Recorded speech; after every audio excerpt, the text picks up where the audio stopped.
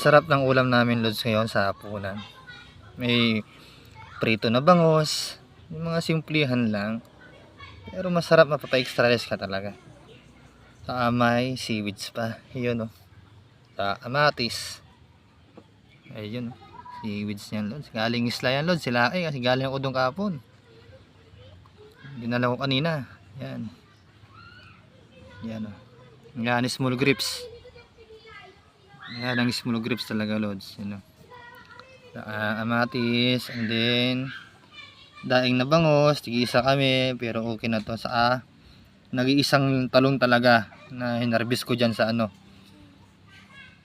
pananim ni nanay. Nag-iisa lang talaga yan, prinito ko na para match na yan sa amatis. Yun o, sarap nyan lods. Sa seaweeds yan, katapat nyan yun o, small grips yan lods. Tignan mo naman.